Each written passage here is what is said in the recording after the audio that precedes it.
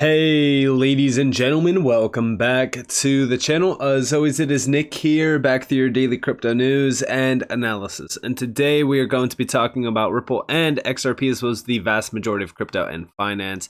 And with that being said, let's just dive in and let's go over a few things. So in a few of my recent videos, I've seen a few of you commenting and asking me to go over Project Enbridge from the BIS. A lot of you think that this is going to replace XRP.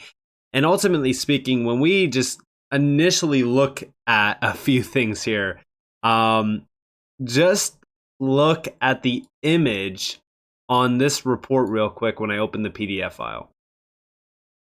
I mean, listen. I'm not a Riddler, right? I'm not going to sit here and say, hey, like, look at this. That they're pinpointing to it. But when you have something like this where you have a full-blown X on the screen, and you're talking about connecting economies through a CBDC, and you're talking about bridges, I can't help but go into full Riddler mode. But outside of that, right, like, when we look at a few things around this Project Enbridge, things get very, very interesting. And I'll start talking about it here in a second. But let's go over a few things within this. First off, Project Enbridge is not new. This got announced back in October of 2022. So it's almost 1 year old at this point. We know a lot of the projects from the BIS are actually heavily focused on public and private sector initiatives, meaning they want the public and the private sectors to really kind of collaborate, because I think that they realize that there's a lot of great information and technology locked behind the doors of the private sector. Now, as we address that, we need to also look at the players tied to this project. Let's first go over a few things within the actual information side of Project Enbridge. So we do see the payment system underpinning cross-border financial flows has not kept pace with rapid growth in global economic integration, which, by the way, this is a great sort of insight to the fact that, like, they are preparing to have a full-blown facelift for the cross-border financial sector. But also, this was October of 2022. Do you guys remember what was going on around October of 2022? Oh yeah, that's right. There's a FUD campaign all over Twitter about FTX and all of these other exchanges following through with FTX and this, that, whatever. And of course, yes, the FUD did amount to being true, and FTX did implode, and then a lot of other exchanges were in the danger zone. But for the most part, we were kind of distracted, right? Most people were distracted. But what we were really kind of looking at is, like, what's happening behind the scene. Here we have the global network of correspondent banks that facilitates international payments is hindered by high cost, low speed and transparency, and operational complexities. Banks are also paring back their correspondent networks and services, leaving many participants, notably emerging market and developing economies, without sufficient or affordable access to the global financial system.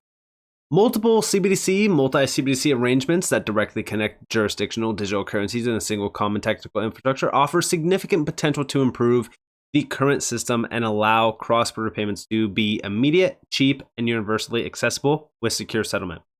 Now, outside of this, look at the names tied to this. So the BIS Innovation Hub, Hong Kong Center, the Hong Kong Monetary Authority, the Bank of Thailand, the Digital Currency Institute of the People's Bank of China, and the Central Bank of the United Arab Emirates are working together to build such a multi-CBDC platform known as Enbridge. You know what's funny about this? Go look at when Ripple fully announced their CBDC platform. All right. Then look at some of the announcements that came out right around that time as well. Now, if we scroll down, we can actually see that Project Enbridge experiments with cross-border payments using a custom-built common platform based on DLT, upon which multiple central banks can issue and exchange their respective central bank digital currency. Let's look into a few things. I mean, there's obviously a lot of information around this, but mainly what I'm looking at here is a few of the names that are looking to become new members of this, because there are. In fact, here we have from September 25th, which is why I'm bringing this old news back up. Plus, of course, you guys were commenting and you wanted to know my thoughts on this. We see Enbridge CBDC project preparing for new members' launch of minimum viable product. So they do include the central and commercial banks from China, Hong Kong, Thailand, and the UAE. The future new members were not identified yet, but of course they did outline that there were a few lined up. We do see we are expecting to welcome more fellow central banks to join this open platform, and very soon we will launch what we call a minimum viable product with the aim of paving the way for the gradual commercialization of Enbridge. Now, is Ripple tied to this? What's going on? Like, what's happening with this? Well, first and foremost, here we have a pilot around this. Look at most of the names on here. There's a lot of names on here that could be directly tied right back to Ripple. And when we look at some of the names that are the main ones, like for example, the Bank of China, you have SCB. I mean, it's very interesting at this point in time when, again, CBDCs are like the big talking point. It's very interesting at this time to focus on the names tied to these projects, because when we focus on those names that are tied to this project, well, we know that they can directly be tied back to, like I've said, Ripple. Outside of this, we already know that Ripple recently joined the BIS, Cross-Border Payments Task Force, back in August of this year, which I also thought was very interesting considering the timing of this. And there's a lot of major names tied to this, obviously, like you guys are probably all aware of. Now, within the actual Enbridge document, they do mention DLT 5 different times, and this is where we kind of get the confirmation that it's not using XRP, like the XRP ledger, right? So they're actually using a custom-built DLT to support real-time peer-to-peer cross-border payments and foreign exchange transactions through a payment versus payment arrangement using CBDCs. And again, this is where a lot of people are kind of questioning, like, did they just kill Ripple and XRP? And I'm pretty sure during the announcement of this, I actually went over it and I was talking to you guys a little bit about the fact that, like, you know, even with these platforms, these are still going to cause, you know, issues around connecting different tokens and connecting this to that and settling things. Like, even though they're not tapping into Ripple, maybe they're not, maybe they are, right? XRP still has its bridge currency use case respective to its actual, you know, again, utility. And again, like, I don't really look at this as a way to like kill XRP or challenge XRP or anything like that. Again, you need to have, with something like this, you need to literally have every single player on board. Imagine that. Like, you need to have every single nation tied into this. And even if they still achieve that, right, it's still kind of a closed loop system, which doesn't really solve much. It's still a fully centralized system. Again, do we see efficiencies? Sure, we do. I just feel as though it's not going to be as beneficial as most people view it as. But also outside of that, when we look at a lot of the connections here to some of the players tied to it, like I've said, as we look at the top here, we could see the Hong Kong Monetary Authority, the Bank of Thailand, the Bank of China, and of course the Central Bank of the UAE. Hong Kong. May 19th this year, Ripple joined the Hong Kong CBDC pilot with Fubon Bank. The pilot was focused heavily on tokenization solutions, mainly for equity releases and also real estate. August 25th of this year, Hong Kong regulator states that they are eyeing tokenization for bond market improvement. The report found that DLT offers significant benefits to enhance bond markets greatly. There's a good chance that the DLT in question here is the XRP ledger, and XRP, of course, no confirmation and no mention. But I do think that it's convenient that they partnered with Ripple 3 months ago for CBDC/tokenization initiatives, and they did announce this, which again really kind of shows you, like, this is, again, a great insight on the connections to the Hong Kong Monetary Authority with Ripple. And remember, like, these are all solutions around using their CBDC. And we already know that Ripple has been in discussions with over 20 central banks, I believe, around CBDC initiatives, and we already know that we have 5 confirmed. Outside of this, again, here's a great video talking about Hong Kong and how they have high concentration of developers and blockchain-related investments. We're excited to we're excited to work with innovative businesses and financial institutions to move, manage, and tokenize value within Hong Kong and throughout Asia. And then outside of this, we also see Thai Bank launches app for instant cross-border payments powered by Ripple. This goes back to January 9th of 2020. The oldest bank in Thailand launches a mobile app powered by Ripple to facilitate fast, low-cost cross-border payments. What bank is this? SCB, Siam Commercial Bank.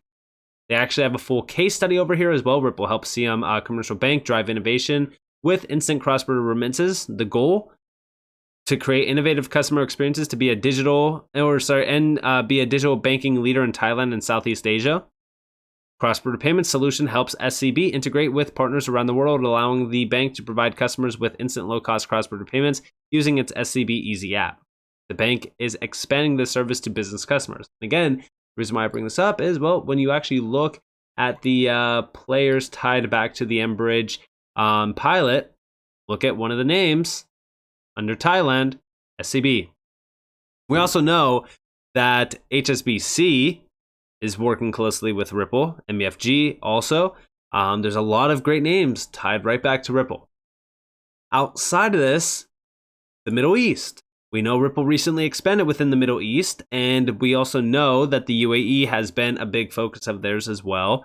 We also know that they have been serving customers around the world with over 90% of the company's business outside of the US, the Middle East, and North Africa. MENA region is a key market for the company, with around 20% of all Ripple net customers, such as SAB, Qatar National Bank, Lulu Financial Holdings, Al Ansari Exchange, and Rack Bank based here. Over half of Ripple's MENA payment volume consists of cross-border payments, such as remittances from the UAE, Iran, and Saudi Arabia to India.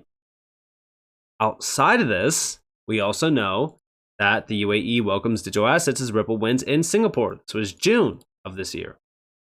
And then, last but not least, Ripple talks with People's Bank of China, key to Chinese blockchain market. This goes all the way back to 2017.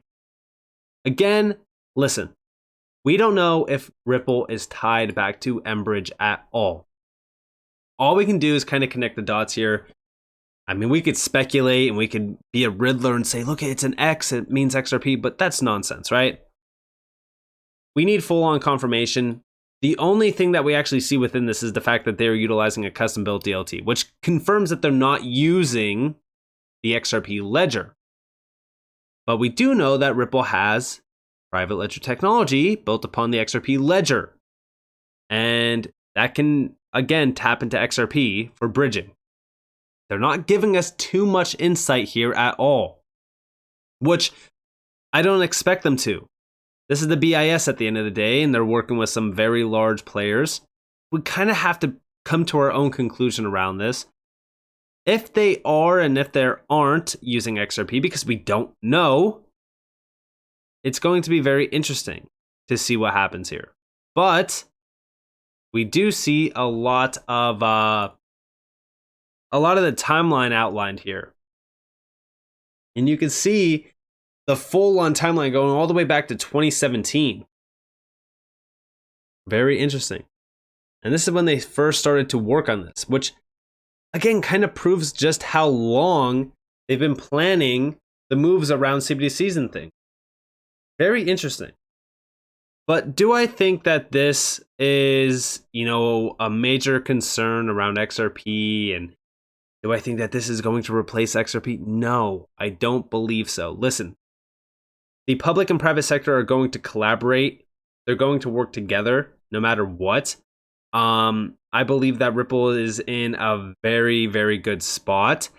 In terms of XRP, I mean, listen, we don't need XRP to do much outside of the XRP ledger, if I'm being completely honest with you guys. Like, the use cases within the XRP ledger itself will create great value.